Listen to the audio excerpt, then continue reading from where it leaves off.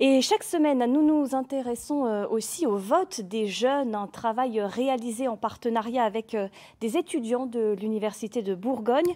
Ce midi, nous allons parler environnement avec des étudiants en écologie, des témoignages recueillis par Rémi Chaudier et Charline Belot. Je m'appelle Mazarine. Je m'appelle Paloma. Je m'appelle Théo. Je m'appelle Laetitia Confiron. Je m'appelle Baptiste Nezel. Pourquoi avez-vous choisi de faire des études en écologie ? Si on veut changer les choses, faut qu'il y ait des gens qui passent par là. Je vais essayer de sauver les animaux, non pas par le biais de vétérinaires, mais par le biais de la conservation. Faire de la recherche, me spécialiser dans tout ce qui va être les insectes sociaux, donc un monde merveilleux d'abeilles et de fourmis globalement.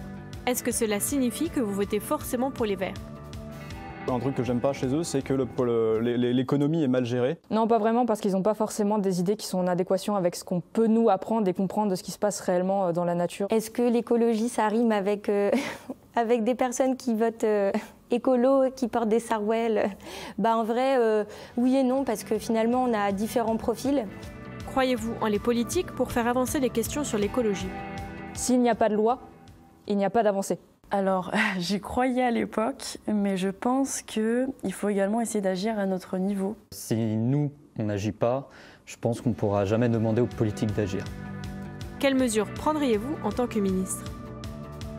Le plus important serait lié aux pesticides, ce genre de choses, parce qu'on sait que ça a des effets nocifs, on le sait très bien, mais rien n'avance. Durcir un peu les réglementations sur tout ce qui va être consommation, justement, parce que c'est le vrai problème. Je prendrais des mesures surtout pour la biodiversité et essayer d'intégrer l'écologie comme une science et pas seulement comme un parti politique. Je pense que j'informerai plus aussi la population sur les dangers du réchauffement climatique, sur la pollution, tout ça, pour que les gens prennent conscience et changent aussi leur manière de consommer.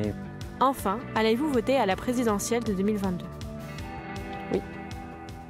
Mais en réalité, je ne sais même pas encore pour qui. Personnellement, je vais voter vert parce que je suis en écologie, donc ça suit un petit peu mes convictions. Voter parce que c'est un devoir et faut faire valoir son avis. Je veux rester alignée, donc l'écologie à travers les verts, je vote vert, voilà. J'ai une petite idée, mais c'est pas encore clair. Faut que je garde encore les débats, tout ça. Rémi Chaudier, bonjour. Bonjour. Vous avez recueilli ces témoignages. On dit toujours que les jeunes sont préoccupés par l'environnement. C'est aussi ce que vous avez ressenti, vous ? Oui, c'est ce que j'ai ressenti déjà dans mon entourage, mais aussi avec ce reportage, on a été à la rencontre des jeunes qui font des études dans l'environnement et c'est encore plus vrai, ils veulent en faire leur avenir et leur métier. Justement, est-ce que vous sentez que les jeunes vont s'intéresser aux propositions des candidats sur cette question de l'environnement ? Oui, et justement, ces jeunes-là, en étudiant en études d'environnement, nous expliquaient qu'ils voient que chaque parti politique a sa petite case verte, avec c'est une tendance que tout le monde veut faire mais pas que.